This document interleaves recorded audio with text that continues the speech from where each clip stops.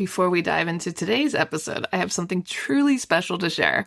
Next September, I'll be leading an intimate women's retreat through the south of France and northern Italy, and you're invited. Picture this: mornings exploring the colorful markets of the French Riviera, afternoons sipping wine, and a hotel view with golden Mediterranean sunsets. Whether you love photography, food, or just want to reconnect with your playful creative self, this trip is designed for you. Spots are limited, so if all this sounds like your kind of adventure, please visit tourwithabsolutely.com and look for the tour France and Italy with Crystal. You can also send me a message or check out the show notes. Claudine Hemingway is a descendant of famed writer Ernest Hemingway. We bumped into each other at a party and decided to team up and dive deep into French history, but with a twist, by bringing a spotlight to those lesser-known creatives in France. This is History with a Hemingway. Welcome back, guys. I'm back with Claudine, and we have more Notre Dame fun for you. We are talking about the chapels inside Notre Dame, and this will be part one, so make sure you tune in next week for part two. I'll let Claudine take it from here.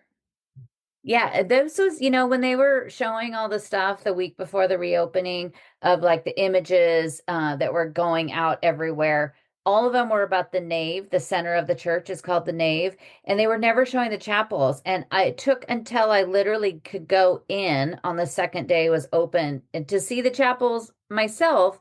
And I don't know why, but they just were like, keeping that a little secret. So I was very happy to go back in there, and the chapels they've changed a lot of things.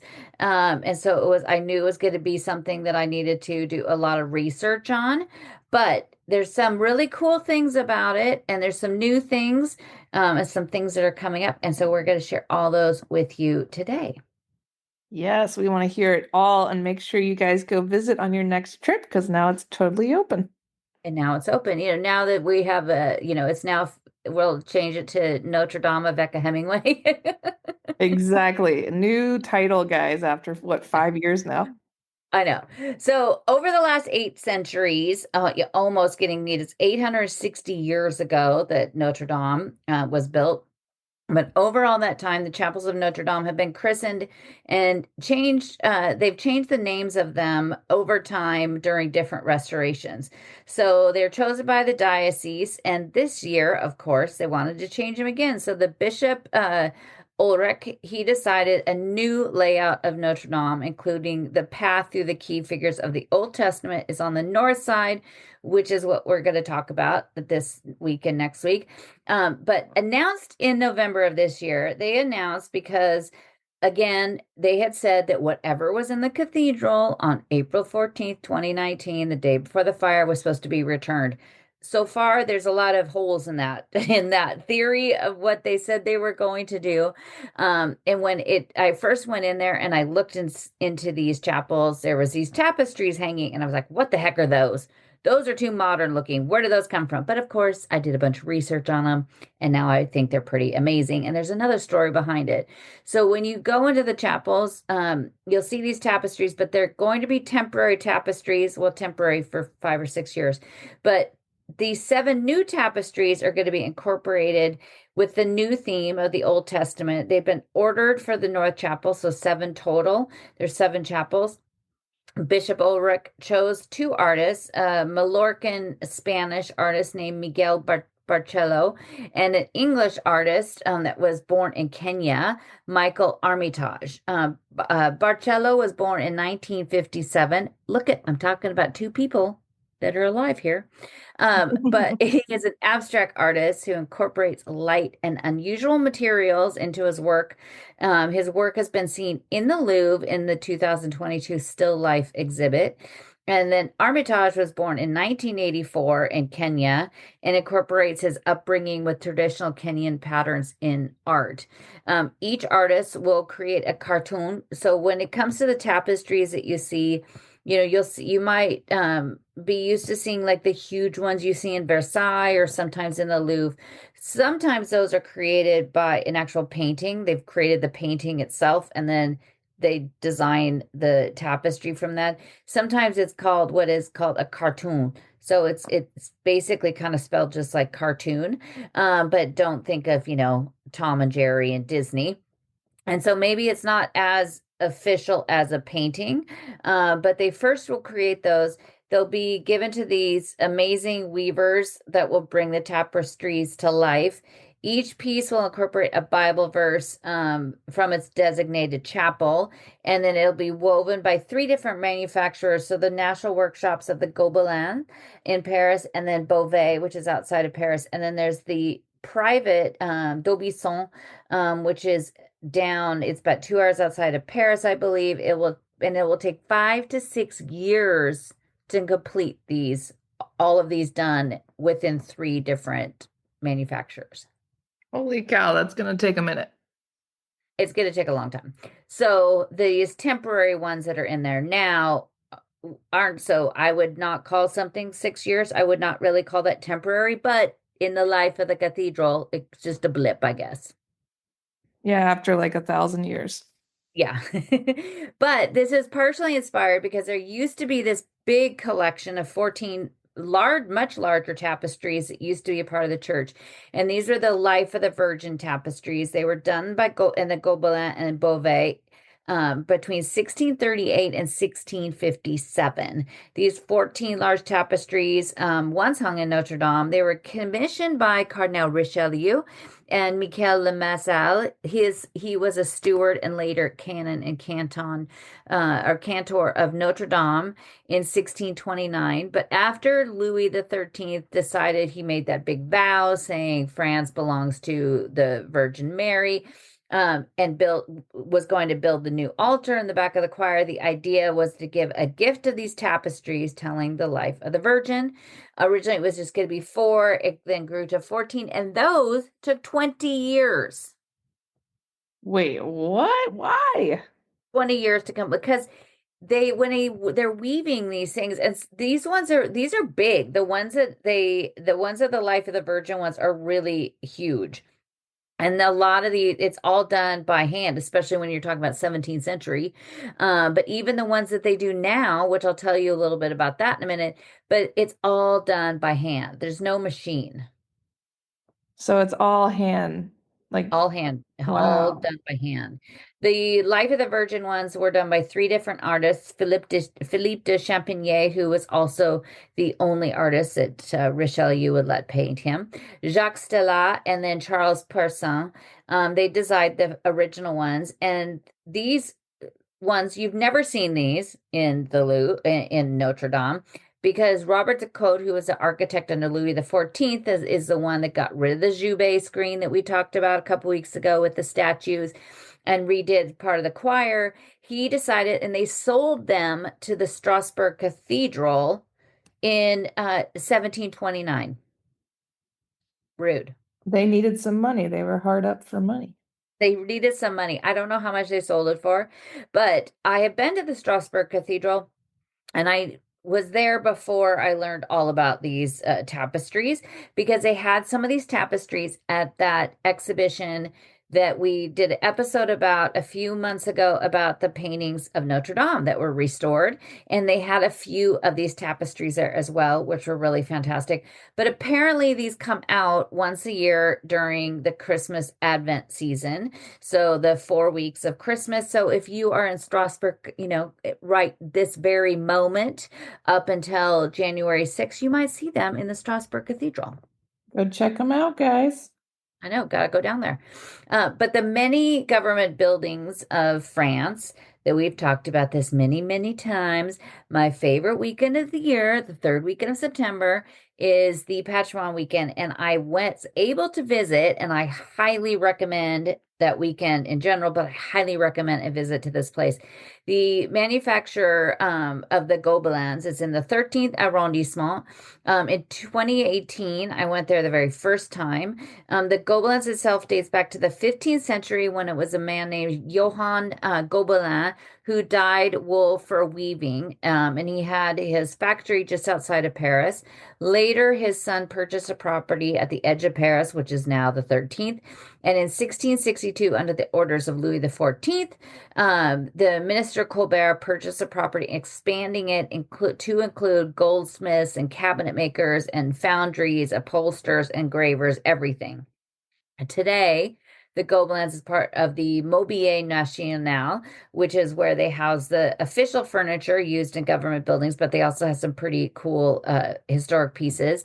But when you go on this very special weekend and you go through there, I was able to go through all of these rooms. And so you go into one room where they keep the yarn, and the yarn is in like one cabinet after another, every color you could ever imagine, and it's all separated by like century. So it'll have colors and stuff that is from like the 15th century or the 16th century, because they will restore pieces that are these pieces of French heritage, tapestries and also carpets. And it was amazing because they also have the people doing it. So you could watch them restore these things. And these carpets are like so thick. It's like, I don't know, like my fingers, when you have to replace your button on your shirt and you're using your finger to push the needle through, like after 4 or 5 push throughs, your finger hurts. I can't imagine them trying to do that through really thick, like wool. Yeah, that sounds like my worst nightmare. It does sound, but I could have stand there all day long. So there's this huge room that is I think it's south facing, and it has these massive windows, and it's called the fishbowl. And in this room they have these huge looms, so they could do that in all of this natural light. And these looms are huge, and sometimes there's 3 or 4 people working on it on the same time, sitting next to each other. And this is where they will do actually create and do these tapestries. And it was fascinating to hang out and watch there. But they did restore something that is very special that I think we've talked about before in the episode.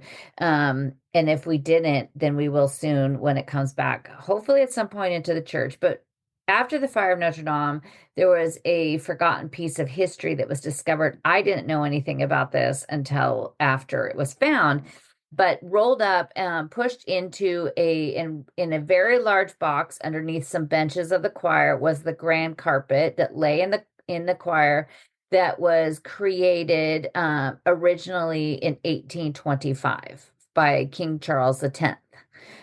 This carpet, called the drap d'or, which is the cloth of gold, it's first commissioned to be placed in the church when he was attending mass. It was created from the designer Jacques-Louis de Saint-Ange. The carpet went through a few changes before it was ever finished. Saint-Ange designed, including a white cross with the French coat of arms in the center and the monogram of Charles X, with fleur-de-lis and the necklace of the Order of Saint Michel, and the Holy Spirit encircled in a coat of arms. But then, of course, you had other people come along, like Napoleon III, who then decided to get rid of all of those things, the fleur-de-lis, and he wanted to add the eagles and everything else on it. But then eventually later it was returned to having the fleur-de-lis on it. But they have not finish restoring it. It's supposed to be finished by the beginning of this year. And this exhibit that they had at the Gobelins in the spring had the part of it on display. I've seen the whole thing in the Gobelins before, and the first time I saw that, I think it was like 2021, was the first time they put it on display on that favorite weekend of mine, and it was like just jaw dropping to see this. And it's huge. It's really, really big. I don't think they could put it back into the church because if people walked on it, it'd be horrible. It would just start to ruin it. So I don't know if when we'll see it, if maybe we'll see it when they open the museum. But it is pretty fantastic, and I'll definitely post some pictures of it. But it's pretty amazing. And if you can come to Paris on that weekend, the Gobelins is someplace I highly, highly recommend to go check out. Yeah, in general, it's a great place to visit. It is, and you get to go through and see all this furniture, and some of it is like this is from from Versailles and Louis XIV, and this was in the office of Napoleon, and it's really, really cool. And that is where like the president and the prime minister, that we get a new one here, every few months, they could go there and they could, well, I'm sure they have catalogs, but they could pick out things that they want to have in their offices. That's amazing. Imagine having the right to do that. I know. I mean, I've been to Elysee Palace. I've been invited.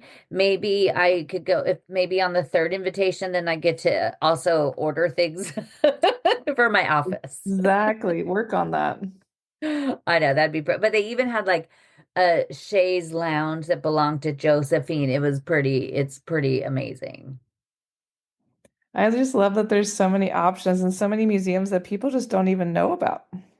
No, and the Gobelins, as I said, it's open on that only on that special weekend, but they do also um have special exhibits. And so you could go into part of it. You can't go back into where you're going to watch them do everything. That's only that weekend of September. But they do have special exhibits every once in a while, and you can go in there and, go right in and usually I think there's a small ticket for them, but even when they had the paintings from Notre Dame, I went 3 times, I think, and there was hardly anybody there. It's kind of out of the way, and everybody that was there was French. But I highly recommend it. They do really beautiful things, and usually it's always decorative things like furniture and tapestries and rugs and things like that. But it's really interesting, and nobody goes there. Yeah, well, now people will go because they know. Everybody's going to go now. But so, because of the tapestries of the life of the Virgin, they've decided that they're going to have those new ones created, but temporarily we have some other ones that are there. And you might go in and you might recognize some of them. You might say, hey, that looks like a Matisse. Well, you would be right. So, the first chapel dedicated to Noah, and we're going to go into more details about what all these things mean. But the first chapel dedicated to Noah, you will find 2 tapestries hanging there from Matisse, and it's called Polynesia and the Sky. It's a diptyque, so they were done to go together. Matisse began cutting pieces out of paper that he would do kind of collages with in 1941. This specific thing that he did was inspired after he was in Tahiti, and he created this one in 1946. The Beauvais manufacturer created the first woven tapestry of these pieces in 1964, 10 years after Matisse had passed away. But since then, there's 4 more versions, including the one crafted in 1971 that's hanging in the first chapel here at Notre Dame. But there's other ones. There's also the same exact one at the UN in New York City. Pretty cool. I want to go. But it's really beautiful. It's like blues, like there's blue is a very prominent color in most of them. But it's blue, kind of a blue, 2 shades of blue checkerboard background, and then it has like white doves flying. And I'm going to put pictures of all of this on my website, but I also did a lot of video in there this last week that I have on my YouTube, and so you could actually watch that too, and I will walk you through all of the chapels. The second chapel is dedicated to Abraham with the theme of blessing, and the tapestries in there. Again, here's somebody that's alive. I'm really getting a lot of living people here for you today.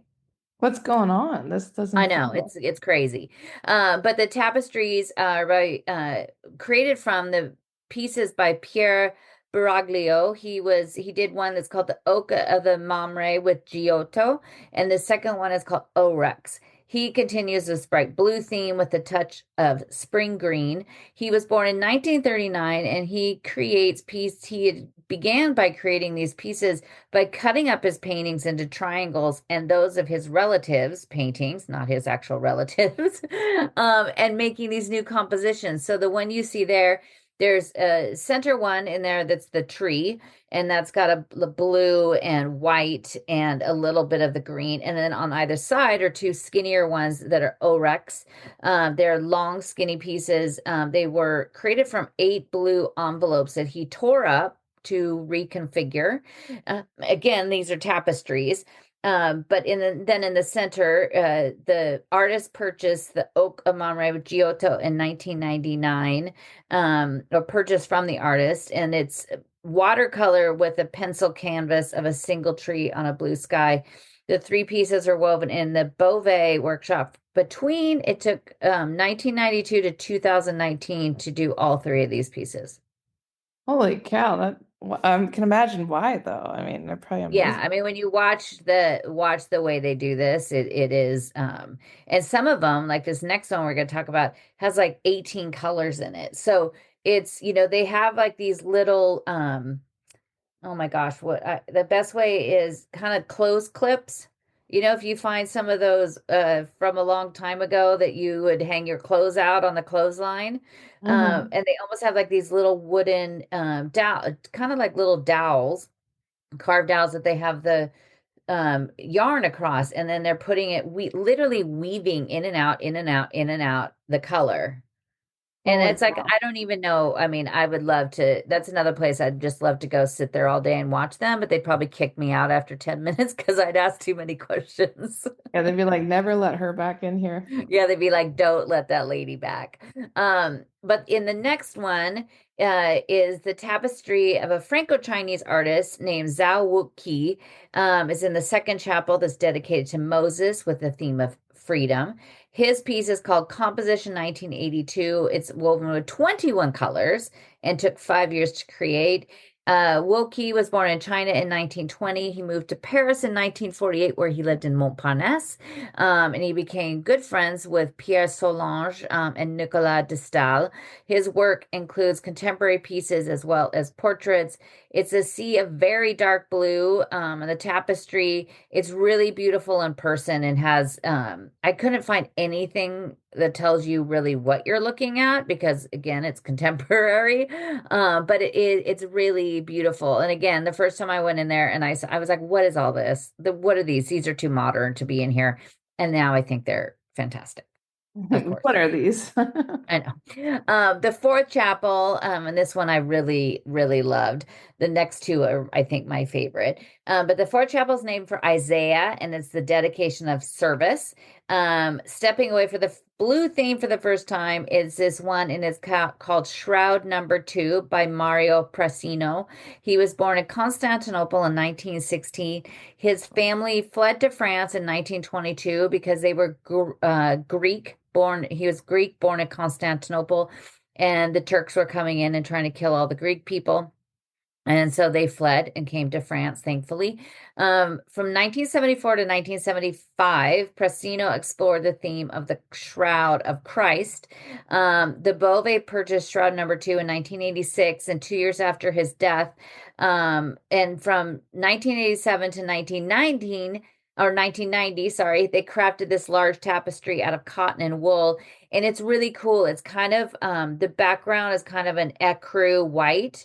And then it just, if you, think about what the shroud of Christ is, where it just kind of has the outline of his face. That's what this is. And it's done in black. And so it's really dark in some parts and then just kind of almost dotted when you look at it from a little ways away. When I the first week that the cathedral was open, every chapel had these huge LCD screens. And thankfully those are gone, but it was kind of blocking it. So from a ways, it looked just like a cross. But when you look at it, and again, I'll post all the pictures, so definitely go and check it out. It's really, really cool. And it's just amazing that it's done in it as a tapestry too. It's just, I've had people when I've been giving tours say, "Oh, I don't really think I like tapestries." And I used to, especially the ones that didn't have, they were really muted in colors because they were so old. I was kind of like, yeah, whatever. But then when I started to learn more about them and then learned that they were taken from other, designs that were created for it or a painting and how they tell these stories, it's really actually fascinating to look at them. And then you think that that was a painting and now it's this woven thing that took, 400 years to make. I like that summary. It took 400 years to make woven thing. I mean, it's not really, but But the fifth chapel is dedicated to David, who is a king and poet with a theme of prayer. And this one I really loved, and it took me down a rabbit hole that I love to go down, and I had to make myself get back on task. But the tapestry found here was created by Dom Robert. He was a Benedictine monk and an artist. He was born Guy de Chosnac-Lasnac in 1907. I butchered that. But he became an ordained priest at 30 years old. He had a chance meeting with an artist named Jean Lorette and encouraged him to explore the art of tapestry, which we should be very happy about. This one is called L'Aude, and Dom Robert uses this with seedlings. And this one is completely different from any of the other ones. The colors are very pastel, the seedlings are supposed to represent the morning monastic prayer. It looks like it kind of like the flowers on it. I don't know if you know it. I think it's called St. Anne's lace. It was something we had in the Northwest, and it would grow like at the end of summer. And I think it was kind of a weed, maybe. But it was just this really delicate flower that looked kind of like lace. And so that's what these kind of look like. But then they also have these really pretty and colorful butterflies in it.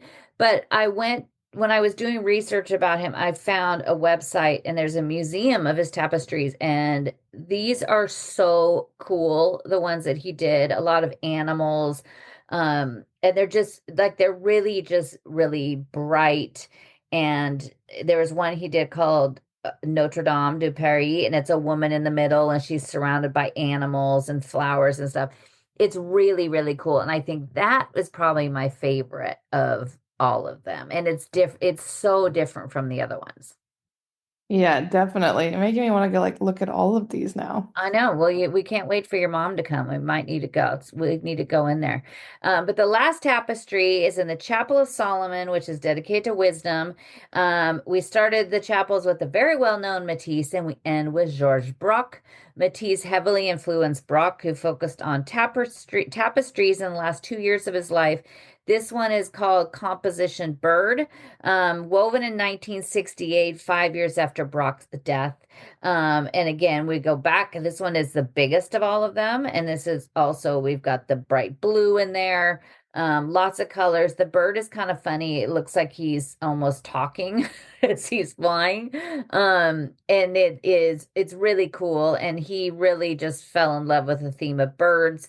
And of course, he did the ceiling in the Louvre in the former room of Henry II, where he painted some birds up there as well in 1953. So see, the Louvre and Notre Dame, I could find ways to put them together. You can always connect the dots. I know, you know what I haven't talked about recently? Delacroix. I know, I've I've been got to waiting. bring Delacroix back into I've everyone. been waiting. We're all waiting. I'm sure he visited Notre Dame. That I'm sure. But these temporary tapestries will be there probably until 2030. And then the new ones will be installed. They're doing 7 new ones, and they are, there is seven, there's 8 on the side. There's seven, sorry, there's 7 chapels. There's only 6 temporary ones because the last chapel is a where they do confessions. So it's all like there's a wall, a beautiful wood carved wall. But I don't know. I guess maybe they're gonna hang one of them in there. We'll just have to wait till 2030 to find out. That seems like a very long time to wait. Hmm. We have time. We have time. Well, guys, head on over to ClaudineHemingway.com to learn more, hire her for a tour, follow her adventures, and definitely tune in next week because we will have part 2.